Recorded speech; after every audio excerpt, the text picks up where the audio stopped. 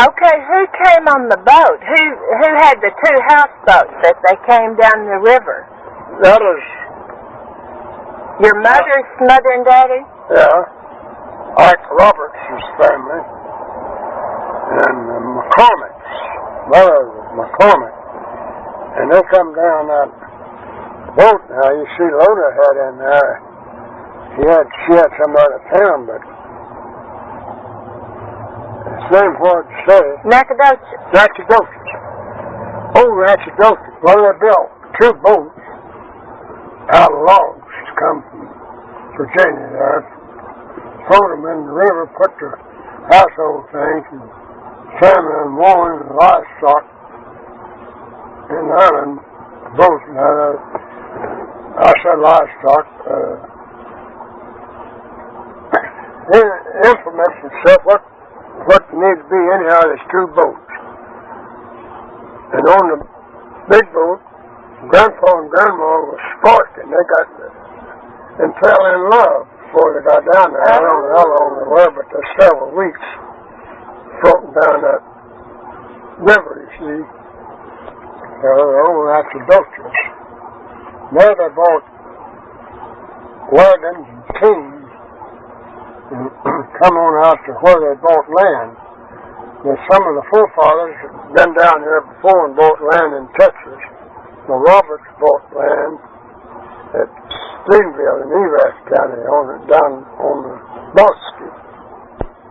And off of McCormick's, they bought land in Denton. I forget the name of that town, but that Denton Cum was the town where they settled. Mm-hmm. Well, Grandpa and them, they went to the land they bought, the Roberts bought, over in Evass, Seaville. And McCormick's went to land over close to Denton. Well, Grandpa, knowing if he fell in love like I did, he didn't fool around too long about it. Yeah. But he had, I think, to build a cabin, get a place fixed, go get grandmother Roberts. So he got in a wagon and drove a wagon from Seaville over to Denton. Her and Grandpa got married. He brought her back with him. And I guess as love stories go, they just lived happily ever afterwards. That's neat. And so they lived in Stephenville. Yeah. Okay. And he did what kind of work? Just raising animals, raising cattle, and farming? Yeah, and then all I could answer to know about, he ran a dairy. Sold whole milk there in Stephenville. Oh. And then, how many children did they have? Well, I'd have to count them. There's Uncle Charlie, and my mother, and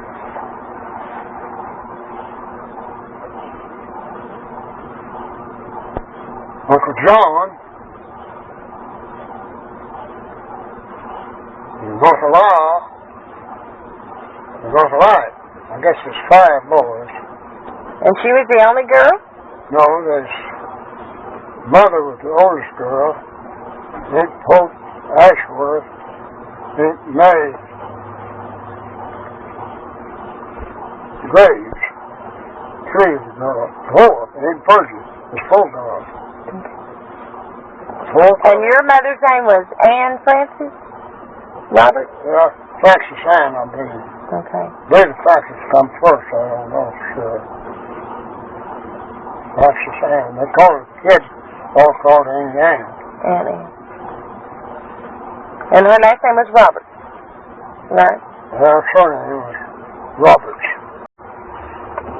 I had a grandfather fought for the South, and one fought for the North. That's tragic. Granddaddy Hewlett was raised in southwest Missouri on the Mason and Dixie line. His brother Bill Hewlett fought for the South. And the shameful part about Civil War, wish we could forget it, But they fell out when Oscar's writing Hewlett history tree. The first time he found one of them to talk to him. They go on the other side. The Hewletts on the north side? On the south side. On the south. Which grandfather did you have that fought for the south? Grandfather Roberts. Is that Uncle Ike? Mm-hmm. And he's the one that came to Stephenville, and they had the long obituary about him, about how he was so loved and respected by so many people. Well, see, the Indians had a lot of Indians there. Indians give them trouble. They'd steal the horses. Is he the one that said he remembered going to church and the preacher would take his 2 guns off and lay them on the pulpit beside the Bible?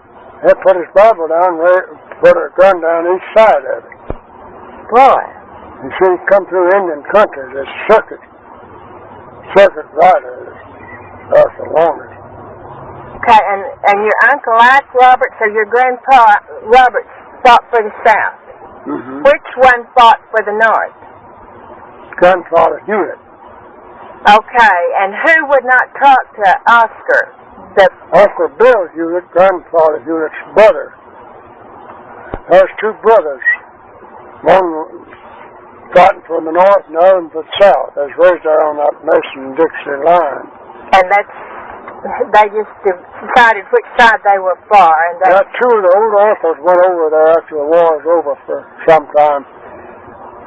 Uncle Bill's widow run them off. She wouldn't talk to them, wouldn't let them come in.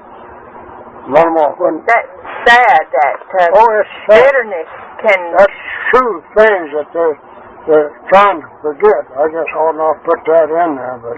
Well, no, this is I remember history. all those things. Okay. They had a lot of battles there where my grandfather Hewlett was in the war. There's one day... on his farm? Like on his... Yeah. One day there, they heard a racket that a fellow driving down a mule to a wagon coming north, hit me, he's a hollering, waving his hat back, who's off of death. David says, after him, come through the corner of grandmother's yard and they shot him out of the wagon, and he fell in grandmother's yard. Who shot him? Some of them northern soldiers shot him out of the wagon. Well, grandmother went to him. Even though he was not on the side she was fighting for, she still went to him. She went to him, and she saw his mortal around that he couldn't live. He tried to get him to tell her where he was from, and when he'd write and she would write his folks. Yeah, he wouldn't for a little bit, but I guess he made up his mind he was dying. He told grandmother where his mother was. He died. Uncle Alfred, he's the one telling me. He's the older one. He remembered about. Said grandmother took the best sheet she had, wrapped them up in that sheet, and her and the kids put them in a wheelbarrow, rolled them down below the tank, and dug a hole and buried him. And she wrote to the mother. She wrote the boy's mother. And she got a very nice letter back from the boy's mother, thanking her, all that. Ain't that something? It showed that your grandmother had a lot of love and compassion. Sure. That's the kind of people we need. That's what made the country great. You know, Daddy, you and your brothers and sisters couldn't help but turn out pretty good because you had, as Margaret Ann used to say, you come from good stock. Well, Your mother and your father both were from good influence. That kept me out of some mischief. I'd be ashamed. I didn't want to shame my family. It helped me to try to stay right. Well, that's something to think about. If you are given a good name, you need to keep it a good name. Well, we're proud of that name. We had a good name. I'm proud of that name, too. I sure am. Do you remember James Pemberton Hewlett? Did you ever know him? Well, that is my granddad. I know, but did you ever know him? No. No, he got killed in the Civil War. He got killed in the Civil War. That's the picture that John Hewlett has. They call it the tin top. Yeah. Okay. Yeah. And his, what do you remember your dad saying about his father, James Pemberton? He didn't remember his daddy. He was just He was the baby, so he didn't remember him. Yeah. You don't know any family history of James Pemberton except that he was killed in the Civil War. Well, he come on that wagon train that comes from Tennessee to Missouri. There's 12 wagons. And they're all neighbors. There's a Frenchman in the bunch, some German, and Scott-Irish, I think. So I guess we got a little Scott-Irish, German, and French both in us. I don't know what all, but I believe Oscar Hewlett said in his book that it seemed to be the consensus of most that he talked to that we were of Scotch-Irish blood. Well, that could be right. I forget about that. But he got it up with, you take the families all married and intermarried. It's hard to tell. Kind of like Heinz variety. You know, Heinz soup has 69 varieties. How did he get killed in the Civil War? Do you know anything? He got wounded and died after he got home. Okay. From the wound he received. Daddy, I've heard you tell about your father or grandfather or somebody that when he died, he said something about, boys, I napped off on you, or I napped off on you. Said what? I napped off on you. Went to sleep. And he kind of like he went to sleep and then he woke up and he said, boys, I napped off on you. Oh, I had a grandpa Roberts. He was 96 years old. Uncle John, and I believe Uncle there's two of the boys there visiting, talking to him. He just passed away. Well, they knew he died. And a doctor lived just across the street. And by accident, he was home. And I was going across the street and got the doctor there right quick, and he rushed over there and gave him a shot of strychnine in the heart, this needle. Mm-hmm. And that brought him to. And he apologized to him. So I went off to sleep on you boys. And just about that time, he went to sleep again. Never did wake up that next time. Now, he is the one that Aunt Dixie had a copy of the obituary in the paper. You know, it was a long obituary about how much that people loved and respected him, and how many people came to the funeral, and it told a little bit of the family history about him, about him coming down on the boat, the flatboat. I'll bring that to you. I don't know if you've seen that lately, but Aunt Dixie let me have a copy of it one time. What did he look like? He was very distinguished looking.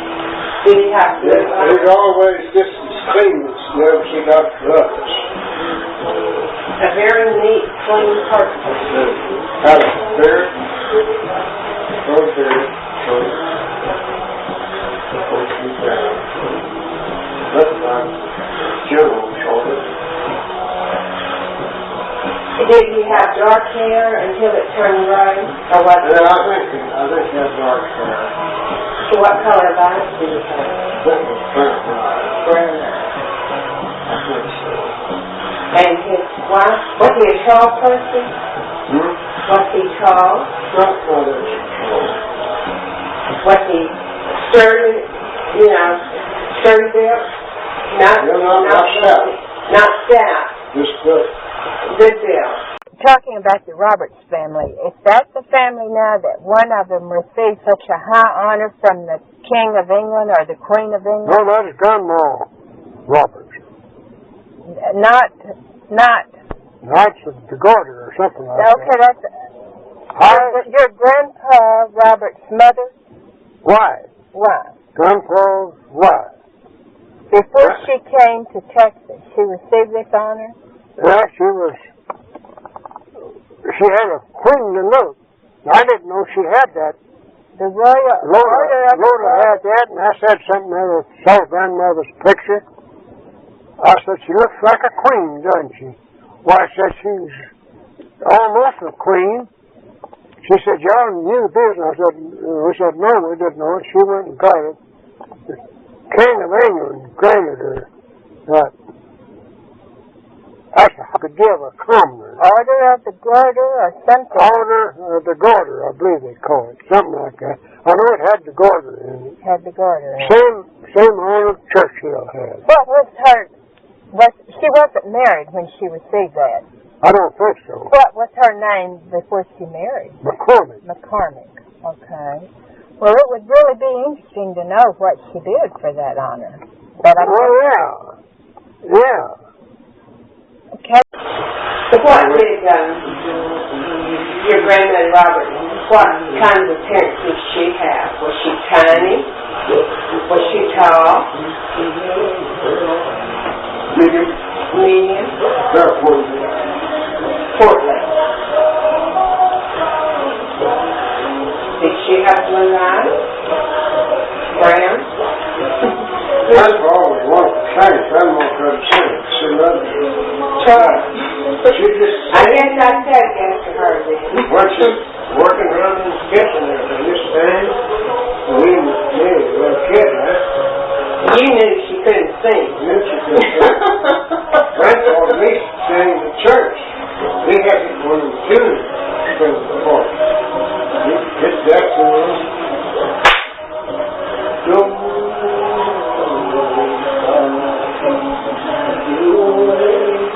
And then he was everybody. Then he would sing.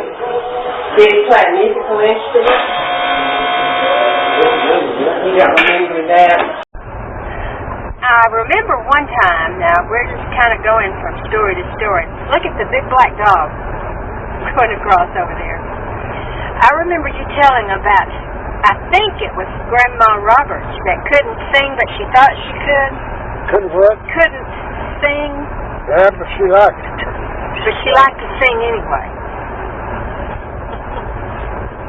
I think I might take after her. She sang, I believe it's, what is it? Grace?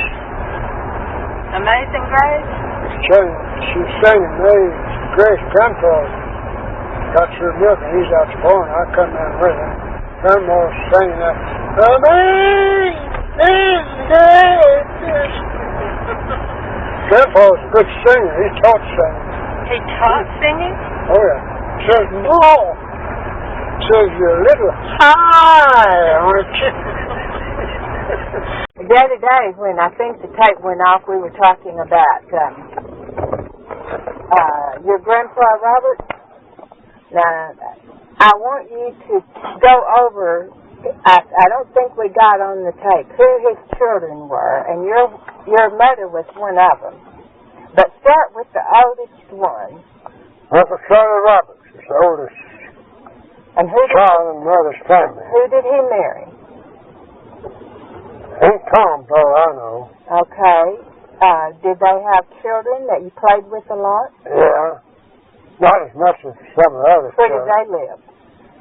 They lived up at Morgan Mill when the kids were small. Okay. Now, That's all 15 miles from Stevendale. okay, who was the second child? Mother's second child. And she married Eli Judson Hewlett, the Singer. singer. Yeah. Okay. And who was the third child? Uncle John. Uncle John Roberts. And he was married to... Aunt Ada. Aunt Ada? Let's see, I didn't know her name. Bellamy? Bellamy was Aunt Ada's. Remember her name. That is, you knew Ben Hickson. Yes. Well, that's her daughter, Ben's wife. Okay. And they had two children, Riggs and Della Bonnie, there's three. Three of them. And Dell Hicks was one of their children. Yeah. And she passed away in Lubbock several years ago. Yeah. Okay. Riggs, he passed away. Bonnie, she died a good while ago, and she was the oldest one. Okay. And who was the fourth child? Let's see, there's Uncle Charlie, Mother, Mother, that's the third.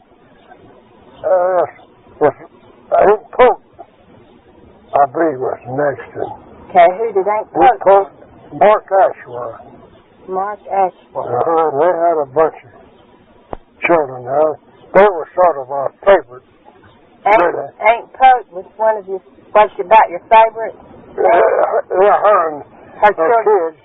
Did they live near you? Oh, yeah. And then, let's see, Aunt Pope. Aunt May. She married Will Graves, county school superintendent.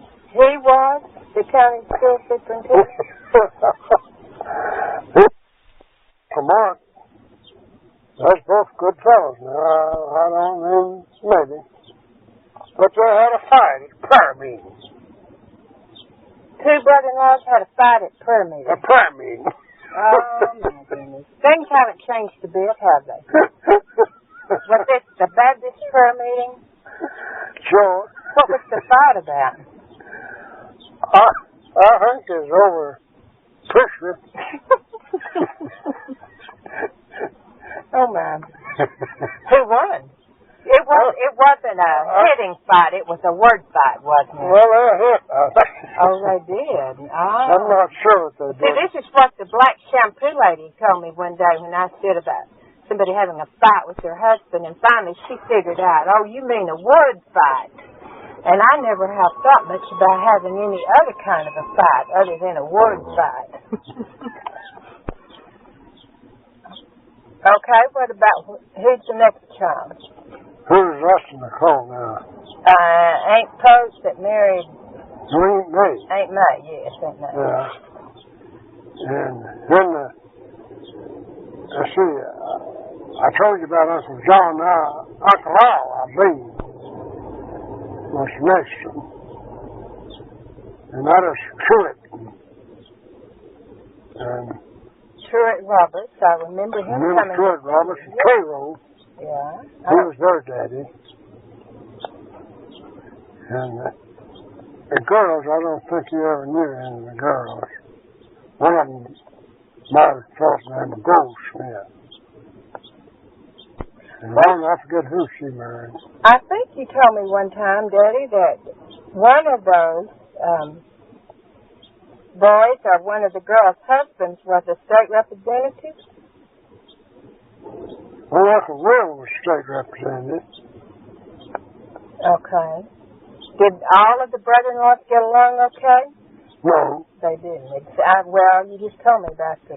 Father, one didn't have any trouble with any of them. He got along with all of them. Yeah. How did he manage that? I don't know. I just have to say he's a wise, steady. A wise brother-in-law. Daddy, when you were little, did you get to go see your grandpa and grandma very often? No. You didn't get to go often? Once a year. Once a year. Did you get to stay all night for several nights? Yeah, we'd stay about a week. We didn't all stay at Grandpa's house. We had crazy maize in Portia. Terrell, you met Terrell. I'd stay with him for a lot of time. Like your cousins that lived around? Fish and swim. That was a real vacation. Yeah, they lived on the Boston there. Justin and Terrell and I was going to had a trot line. We were going to go down there and set a trot line out. Had a little old dog. I forget what you call it now. That old flash, a little Jack brown dog, about knee high. And we bought us some liver. Set a trot line out for that. Cut it up in little hooks. Stretched the line out across up on the bank, and then was going to, after we bait, go put it in the water, stretch it across the river and the creek. And when we got to the other end, baiting it, we turned around, that darn dog that swallowed over. Oh, no. Every bait and every fish hook. Every fish hook. Yeah, he swallowed everything. What did y'all do? Feed that dog some cotton? We done the only thing we couldn't do.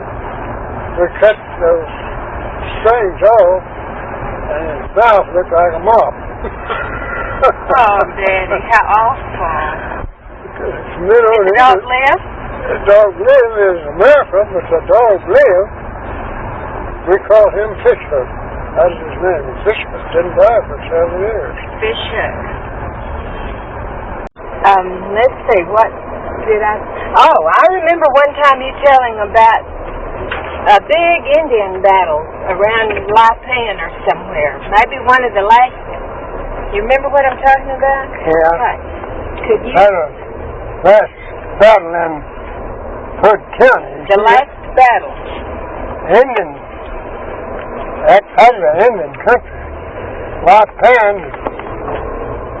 named after a tribe of Indian. Kickapoo Creek was named after a tribe of Indian. They just trained the Indian there, and most of the fight taking place after some general, I don't know where, I'm not going to say it's General Granbury, but they sent him in there to fight Indians, and have to cool him down, and he waited the Indian camp for bucks run, as they always do, and then he had them kill all the squaws and the kids. Well, that really started hell between Indians and white folks then. And there's lots of battles. General Granbury ordered them to kill all the squaws. I think it was General Granbury. I'm not sure that it's him. But one of them is supposed to be in there to help quiet the Indians down. Well, when he got after the Indians, they don't often left the squaws and kids like they always done. And then he ordered them to kill the kids, women, kill them, burn the CPs, burn them out. And we're going out here? Yeah, we're going this way. Good. Well, we're not going to the Dairy Queen. We're just going to ride around. Right, okay. Well, one reason I was telling that, the last battle, Christine's granddaddy was in it. Grandpa Dennis. Dennis? Yeah. And they rounded them up on, I believe it's Squaw Creek, but I know it's Robertson country down in there somewhere, and on the Cockery.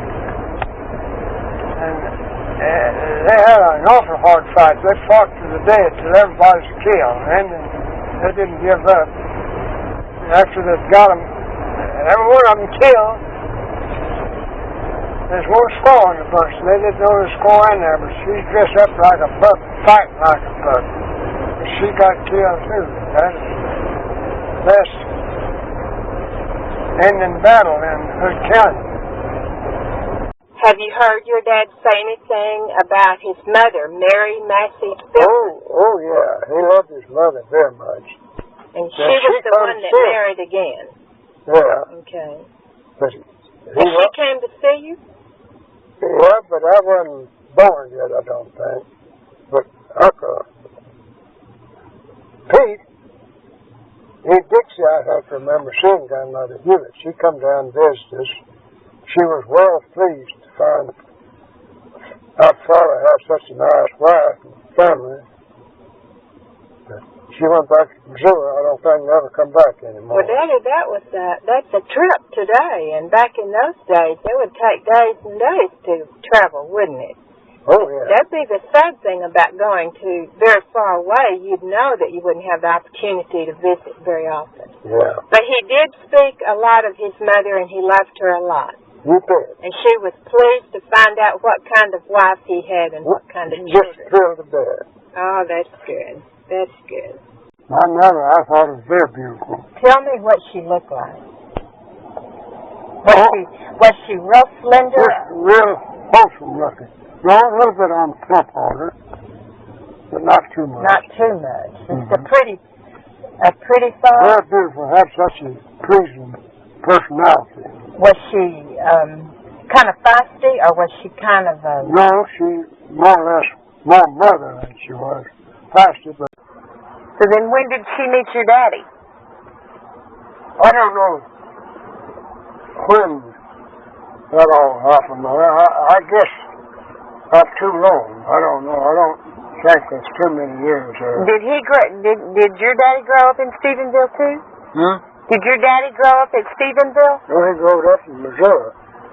He left back when he was pretty young. Uncle Bunky had gone ahead and settled out there at Peach Springs. To tell you the truth, you wouldn't understand it. I ought not put this in there, I don't guess, but Father, I don't think he was about 13, 14 years old. And his daddy got killed in the Civil War. Grandmother Hewlett married him, a fellow named Pruitt. And I guess Pruitt's a pretty good kind of fellow. I don't know what Father's trouble was, but used to they try to settle him in church more than they do now. They got the deacons with him. Uh-oh. Yep. Uncle Bunky, he come back. He tried to whip them. They wouldn't fight him. They fell down and went to praying. He told them just pray away. The prayers wasn't getting any higher than them treetops. And he took Father back to Arizona with him. Oh. And Father and Uncle Bunky lived there. Just, all the neighbors that had were Indians. So then he didn't see his mother after that? Oh, yeah, but Oh, the whole family went? sometime later before he ever saw his mother. Oh, I see. So he was in Arizona and just in the wilds then with the Indians? Yeah, he and Uncle Bunky sold out there to the railroad in 1980. And they got on the train, started back to Missouri. They got them some money and they're going to buy them a farm in Missouri. Doesn't have the farm sticked out. One for Uncle Bunky and one for Father. And they got to Abilene, Texas. They had to stop there for several hours. Train stop. And Uncle Bunky run on an old friend of his he knew that was down below Stevensville there on that Buster. He told Uncle Bunky about the land down there and how cheap it was, what kind it was. And Uncle Bunky changed his railroad tickets, he and Father. They went by Stephenville. So they bought down there then. They didn't go to Missouri then. Oh. They bought down there and Uncle Bunky married. I think he married first. And then Father married pretty soon thereafter. Now, didn't you tell me that one of your uncles had to bury his wife at Plainview? No, Uncle Bunky. Uncle Bunky. That's Clarence and Alfred. And, let's see, what was he doing out here? Uncle John McCord, Grandmother Roberts' brother, had an ox freight line running for oxen instead of mules. He had it going to Amarillo.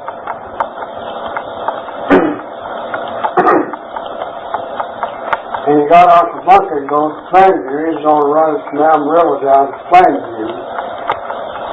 But during all this process, while I was taking place, for the train coming to Plainview, that knocked up his head.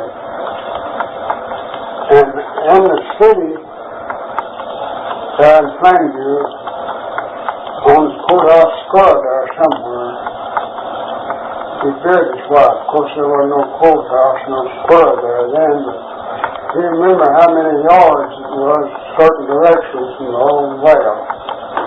And I about the time I discovered to find that out, there was two old wells, and I don't know which one of the wells. Oh. But then Father went up there and he stepped it off again. And it was in the courthouse yard there somewhere where she was buried. I left him with the baby, two little girls and the baby.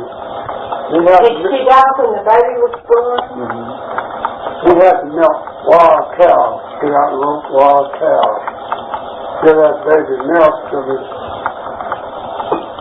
did it. And then he got trained to such a thing. Let's see. Do you know when your father went to school? You said he had a university education. I don't know if they counted like hours like they do now. I'm sure they didn't. But do you know when he went to? No, I don't. But it's sometimes after they left Arizona before he married. I don't know when he was up there at the university. Okay. You know, he didn't finish. He didn't finish. But see, I don't even know what they counted then as finishing. I'm sure it was totally different as now. Yeah. Okay. What do you remember about Uncle Alfred?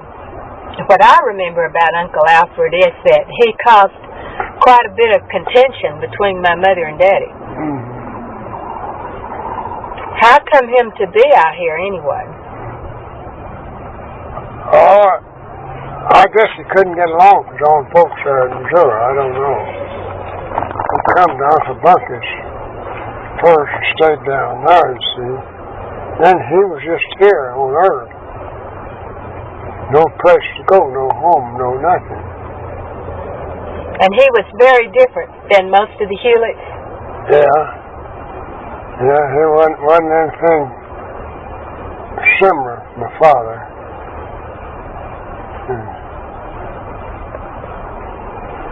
It was sad.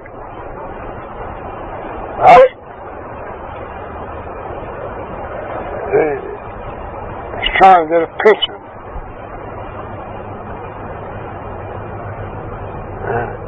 I think he finally got about a $25-$30 pension.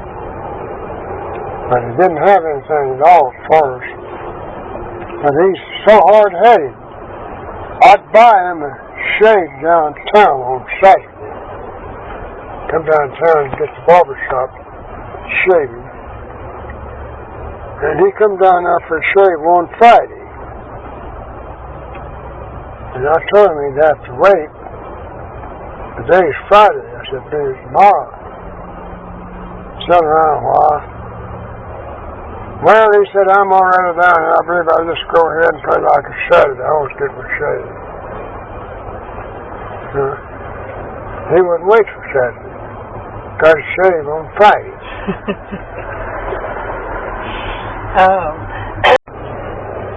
Oh, I want you to tell something you told me the other day that I thought was interesting about the Schoolers. You know, the family called Schoolers? Schooler? I thought that was an interesting story. You wouldn't want that down on record, would you? Yes. I don't see anything wrong with it. Every family has some skeletons, Daddy. Jerry wanted to know about our son, and we had some kinfolks named Schooler somewhere. I said, the Schooler lives in Zodon. I've often thought about him, wondering where he's kin or not. I heard my old uncle talking to my father there one day. And a certain Schooler he's talking to Father about. Father didn't know it, but Uncle Alfred, he knew about it. Just where that name started. Used to way back then, as one of their old uncles. But they didn't send girls to school. A boy sometime they'd send him on to school, but a girl's supposed to be a housewife and a mother, not. They didn't need education. Tried to give the boy education. Well, one of the old uncles, I don't know which one of them it was. One of your daddy's uncles? Yeah. Okay. I'm glad I don't, as far as that's concerned. They had a girl got big enough. Mother thought she was a little bright, wanted to go to school. Uncle was against it. He didn't want to send her to school.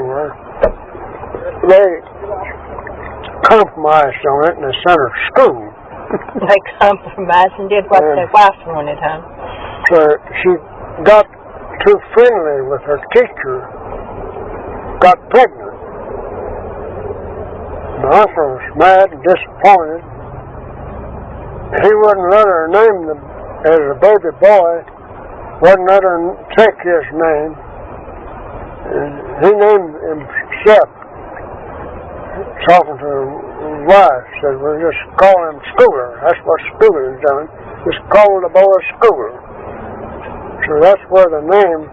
So he adopted the little boy, I guess, grew up in his house, but didn't go by the name Hewlett. He had his name, whatever it was, and then his last name was Schooler. Yeah. Uncle Alfred's son, that's where the Schooler kinfolks come from. That, I think, is interesting. You see, father was a baby boy, and there's a lot of difference in his age. And the first one, Uncle Bunky, quite a bit older.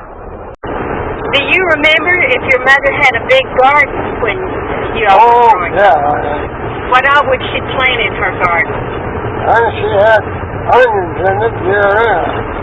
Shallot, some other kind, winter onions, melon, onions, we'd raise turnips, sweet potatoes, and heal them up, so we could kill them over during the winter. Heal them up, cover them up with corn stalks.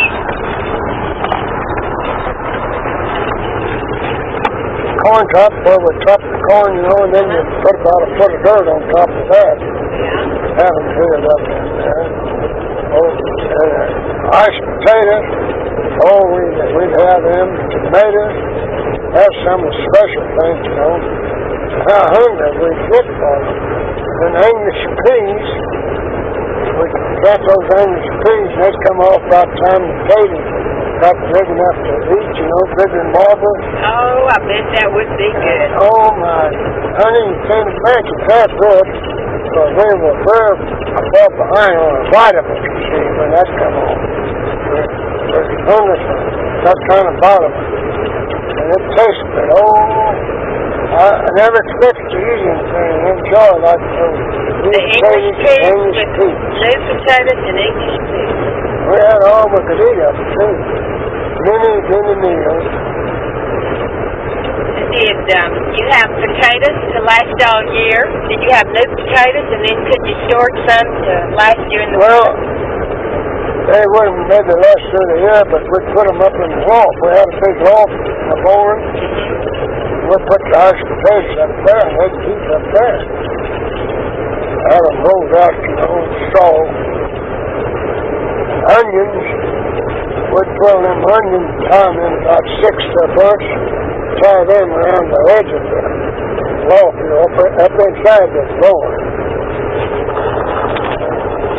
We had kraut. We had a big 55-gallon barrel we could keep up. Your mother made kraut? Oh, yeah, we made kraut. We'd take that cabbage, cut it up. Peter's big old boy. He wasn't about 14, 15. He was big. Of course, he'd wash his feet. But they'd put him up in there and cut that cabbage up, put down that bar, and he'd just keep trumping. Trumpet just as far as he could get it. And this great big old rock there, we kept that purpose as cover on top of the bar, so the sun would lift it up. Lift that rock up and set on top of it and let it rot. Let it rot? Yeah, that's the way you make kraut. Oh, my goodness. That's just that's permanent. Oh, man. Well, that's the way you make kraut. And then you didn't have to can it. You just kept it in the crock. In that. We eat it out of the barrel. Made it out of the barrel. Did you make hominy? You betcha. And there's lots of hominy. Did you have fruit? Did you have any fruit trees? Yeah, we had dried fruit mostly. Would you dry it? Would your mother? Oh, yeah, we dried on top of the milk shed. On top of the milk shed? Then we put it up, dried fruit pies. Or you wouldn't hardly believe it. You know how many pies we take to school with, made out of dried fruit pies. They were good. The fruit was a little darker than what you find now, but it's good. It takes a lot of taste out of it when they're very green and ripe outside. We wait those fruit ripen and take them off, freestone peaches especially. You take most of the peaches and work. Police gun would pickle them and put them in jars. Pickle peaches. We had a big Indian peach, made the best pickles I ever ate. Put spice in there. Oh, that was good. You didn't let anything go to waste, did you? No, honey, we didn't. And we were fed real good. And we just made it ourselves. Tell me a little bit about your mother, how she cooked. How did she cook for such a big family? Honey, God only knows how she cooked for such a big bunch. I never did hear a fuss about it. She never complained about I tell you, one day, when she knew this company's coming, there'd be a bunch of them, we had a big black pot, like you wash and boil clothes in. Mm-hmm. She put a ham, always had meat, put a ham in there and boil a ham in that. And boy, you talk about good meat, you couldn't get better meat than that. And she made hominy in that pot. She made her soup in that pot. It was just kind of use it to wash clothes in. Wash the clothes over the rub board. Then boil them in there and take them up and wash them again. Wash them out. She had me poking those clothes there one day. I'd probably put a great big old boy. Had a stick.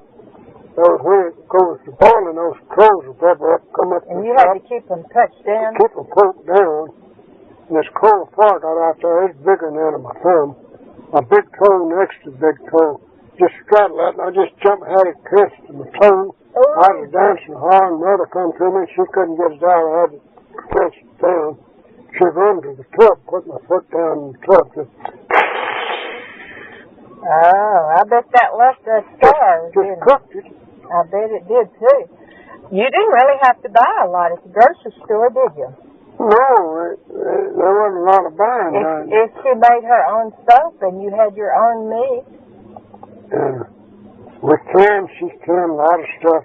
There was sealing wax. You don't know what sealing wax is, do you? No. Well, you know what a soap bucket is? Yeah. Of course, she didn't keep all of it. She the peaches or things like that. Mm-hmm. More special peaches. In glass jars? No. What did she put it? In these buckets. In the bucket, okay. And put the lid on. And sealing wax, you get it hot, it would run. Mm-hmm. And run it right around the seam of that lid. You got it very tight. Most time it would be, but if you didn't, it'd spoil. Oh, and that's what she would can a can full of fruit. Yeah, wintertime, open up a gallon of those peaches. Did she make pies with it, or did you eat she made pies, and we eat peaches sometimes. She made pies, honey, and you wouldn't believe it unless you could see her. Make a pie, and then she'd put a cover over it, and she'd take a fork and just do it in nothing. Just run that fork around upside down. Fill the top crust. Yeah, and make the prettiest up there. Then she'd just inside there, you know. Make little holes for the rain to come through. Make little holes there, made flowers. I thought she done that to make it pretty, but I figured out since then that they had to put holes in there to keep it boiling over. She would. 100 the best.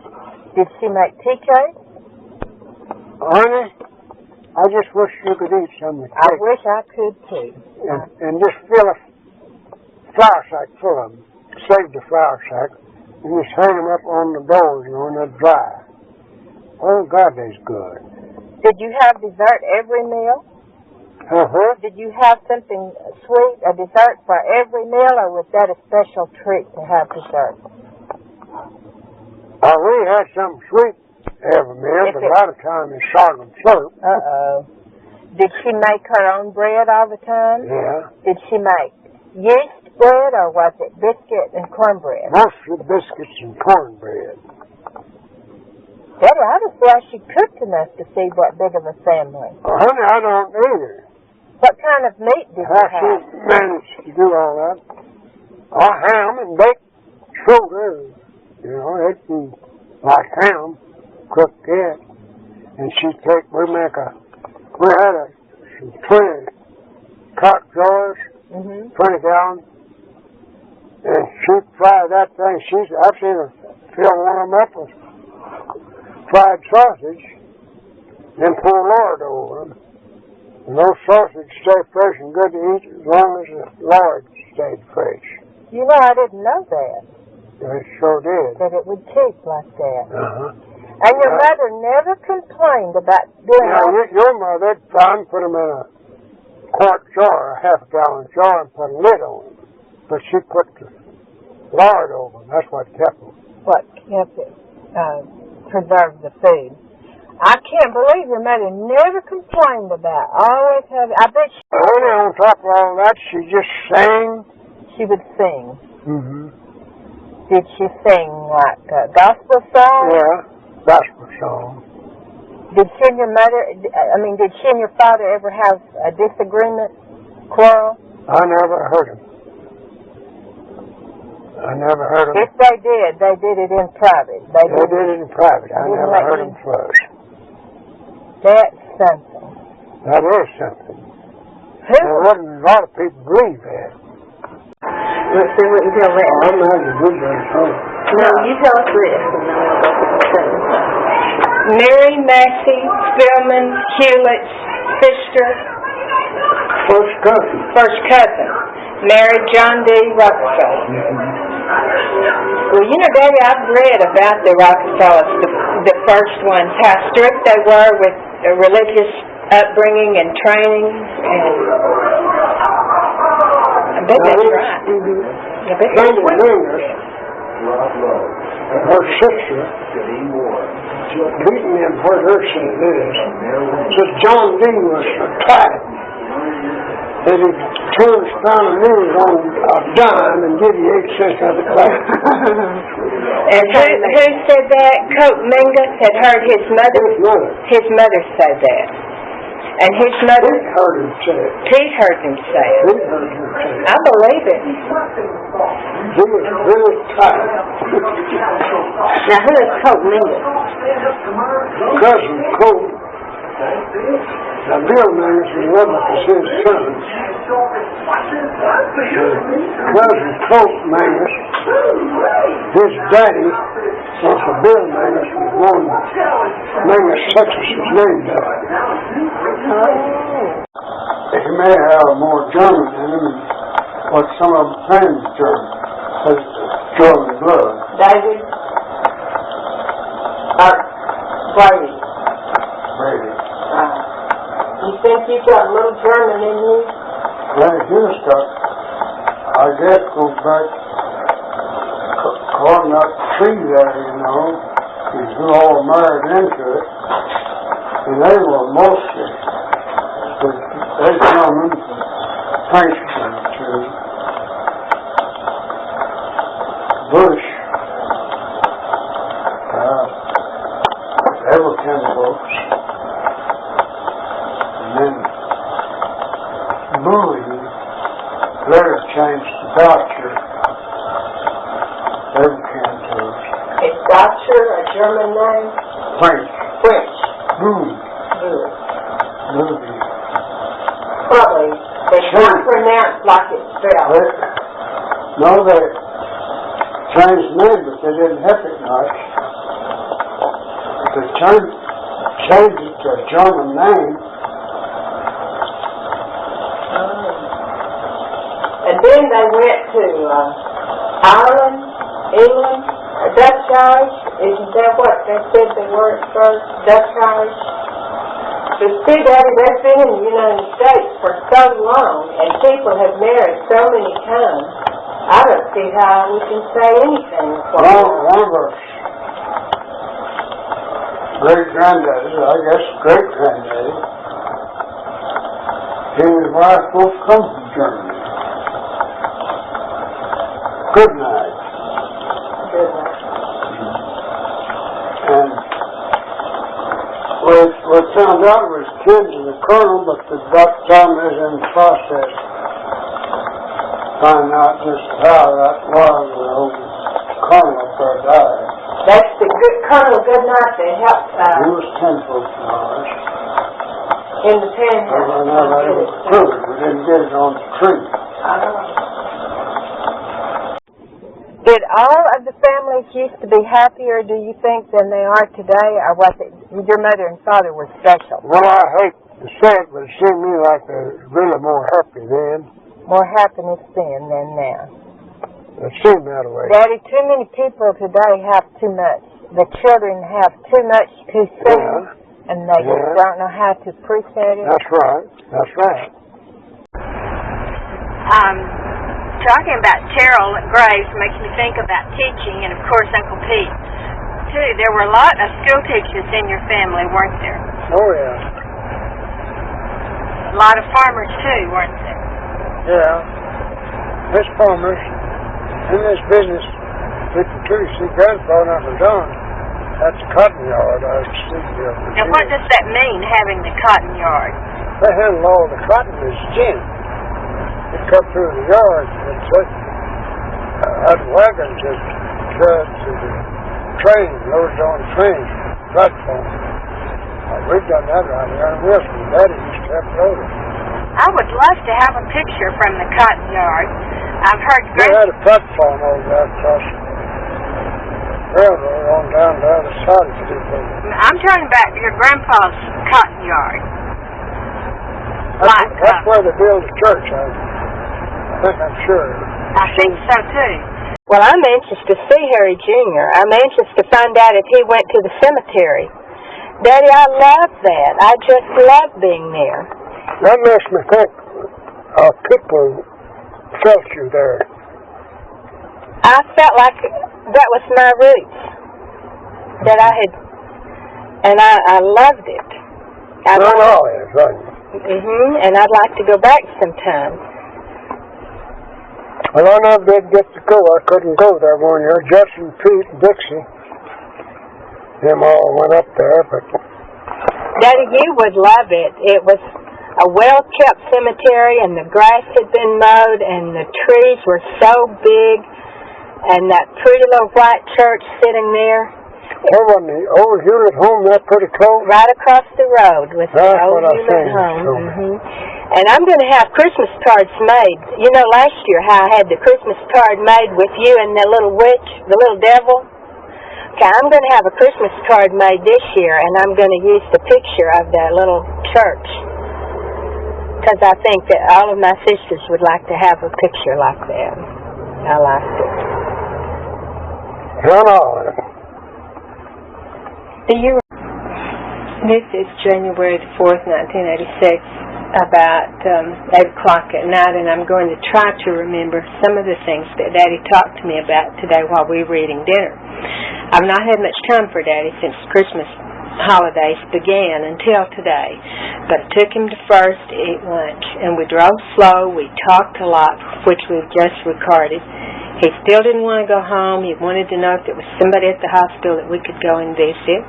We sat at First for about an hour and a half, and he talked, and Daddy told me things today that he's never told before. I wish so much I'd had the tape recorder sitting on the table where we would have all of this down.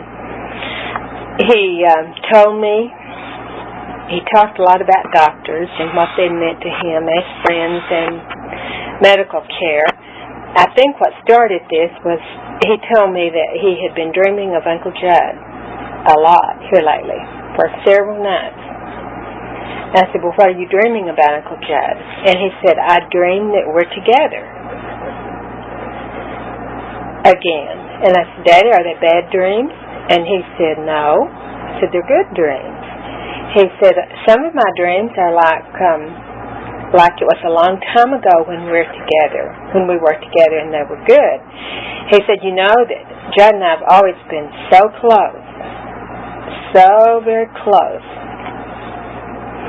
And he said one thing that brought them together was one thing that they shared in common that drew them closer together was when their dad, I think he said things today that he had never told me before about his father.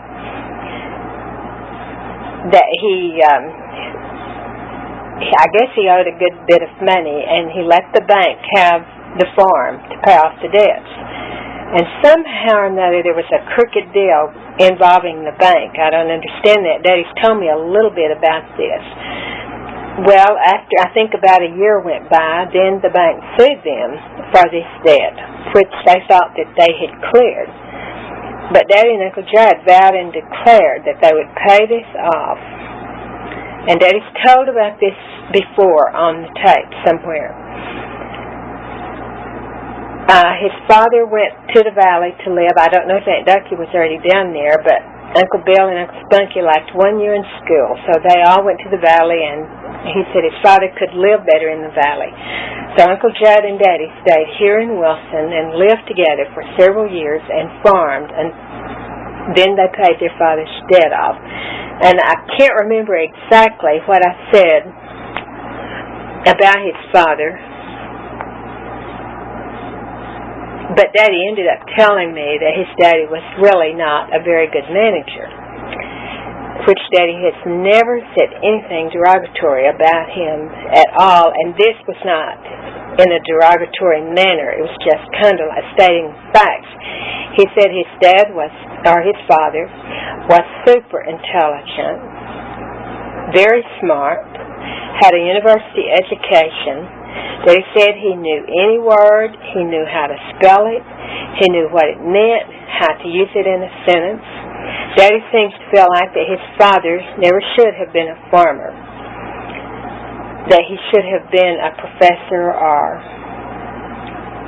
something else. They said he was just not a good manager, and I think financially is what he said. I don't know if he meant farming, managing farming business, or if it was just the financial part.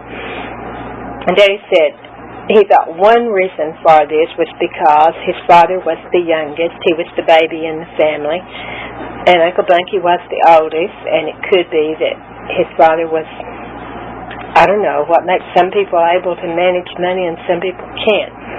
There were people in Lipan, Stephenville, or wherever that wanted their father to run for a judge. And Daddy said, I'm sure if he had done that, he would have won because he was a very likable person. I asked Daddy if there were any of the boys that were like his father, and he said probably Uncle Carden was more like his father than anybody else. He said Uncle Carden had a very good education, had a super job with the post office, and a tremendous opportunity. I don't know just when Aunt Ducky went to the valley, but one thing that Daddy has told me about over and over, and I don't know if it's been on tape or not, about how he could hardly take it. I think Uncle Bill and Uncle Spunky had a dog or some dogs here in Wilson, and when they went to the valley with their father to live shortly before he died, the dogs, of course, stayed here in Wilson with Daddy and Uncle Judd, and Daddy said those dogs howled and they mourned and they cried for Uncle Bill and Uncle Spunky. And I'm sure that Daddy knew that his father was dying, and I'm sure he missed him a lot, and I'm sure he missed Uncle Bill and Uncle Spunky. But I think that that was one of the most traumatic things for Daddy, to hear the dogs cry. At this period in Daddy's life is when he began smoking, he said. And when Daddy said, I loved him, but he said Uncle Leonard was a selfish person. And he said Father gave him part of the farmland and cattle and so forth, but Daddy and Uncle Judd, and I don't know if any of the other children had to or not, but they had to hoe and work to make the crop for Uncle Linwood, and Uncle Linwood never paid them anything for that.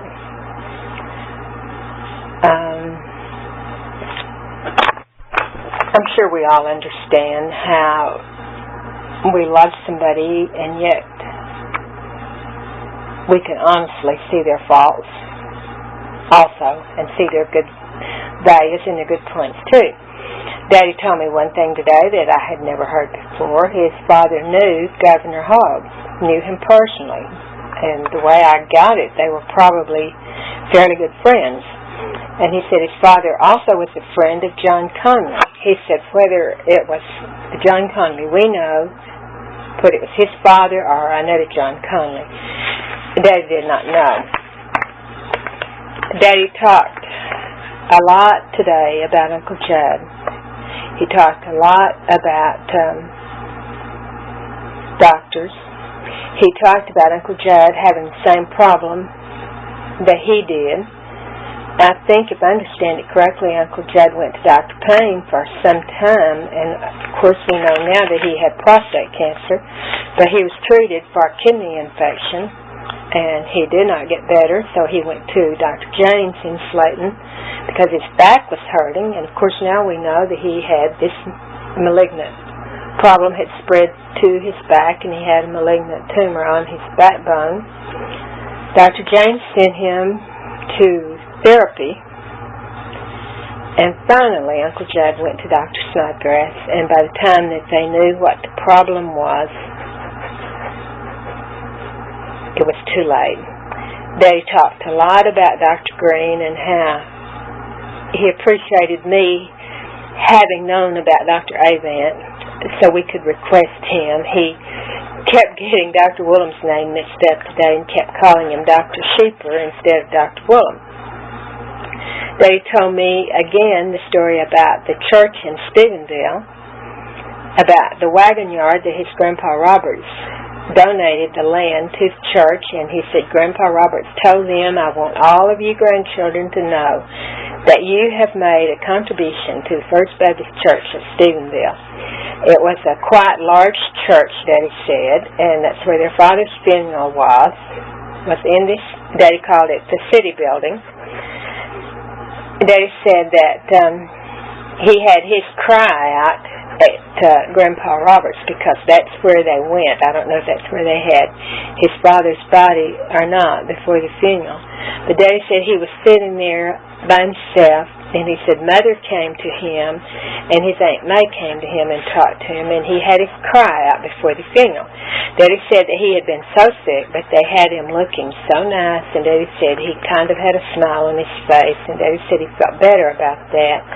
But he said at his mother's funeral, they had not built the city building in Stephenville, so the family was still worshiping at the Valley Grove Baptist Church, which I know that Dixie Marie and myself, and I believe Nan and David, have been by the Valley Grove Cemetery, which is out south of Stephenville, and it's mostly a family cemetery. Daddy and his family have fixed the cemetery plot in a very nice way. They, of course, have the concrete around it, and they have quite a bit of white stone rock, and they have put a lot of rock salt in with this, so of course it would keep the weeds from growing up. Daddy, I'm not sure I've heard him say he was 10, 11, 12 or something like that when his daddy died, when his mother died. He can hardly talk about it without his voice breaking, without him crying, even today. And Daddy said that he could hardly stand it. He said it seemed to him like they had quite a bit of the service, a lot of the service at the cemetery. And Daddy told me that he stayed in the car before the family went and attended the service at the cemetery. He said, I just couldn't take it. And he said there were two ladies that came to the car and talked to him. And he said they helped. He didn't say they really helped. He said they helped. Daddy said, I've always been that way. He said, I cried. He said, I cried when Christmas was over on Sunday when I knew that all of my children were on their way home. He said, I cried, not just tears. I cried, and I do mean I cried. Another thing that Daddy talked about today, as he mentioned doctors a number of times, and about when they first found his problem, he said, you know, now that they've got it, that I've gone this long, he said, I really am beginning to feel confident that they got it all, and I'm going to be okay. But he said, Dr. Avant still wants to see me every 6 months. And I said, "Why, Daddy, that's a good idea." And Daddy said, and I've heard him say before, "I don't mind dying at all." But said, "Oh, how I don't want to go, how I don't want to die with cancer." But then he'll always say, "Not my will, but yours, God." And another thing Daddy talked to us about today was his father and his ability to get along with anybody. Daddy also talked about Uncle Pete and how intelligent Uncle Pete was. Daddy said, "I often thought if I had Pete's intelligence and my bull, there's just no telling what I could have accomplished." Daddy also talked, I don't know if he was comparing Uncle Pete with his father or not, but he said Pete, of course, never could have been a farmer. Then we went to see Carl Gigglehorn at Methodist Hospital, who's been in intensive care with meningitis, but he's been moved to a private room, still very sick. But I just wish you could have been there to see how happy he was to see Daddy. He said, I cannot think of a person that I had rather see than Harry Hewlett. And he said so many sweet things about Daddy. He said, "Harry, you don't have an enemy in Wilson. You don't have an enemy in Lynn County." And Daddy asked before we left, and we stayed only a short time, he said, "Carl, would you like to have a word of prayer?" And Carl said, "I'm sure that you've already done that for me." And Daddy, I guess Carl didn't really understand what Daddy wanted to do or was offering to do. And when he did, he said, "Sure," and Daddy held his hand and said the sweetest prayer. And Carl said, "I'll never forget that, Harry. I'll never forget that." The other day when Terry and I were visiting Clara Winchie, Wilbert Winchie was telling us, too, about Harry and how he was always the center of attention at the Gent office. And, it's just really kind of neat to see how very loved that our Daddy is and how respected he is. It was so at Wilson, and it's so in the home at Slayton.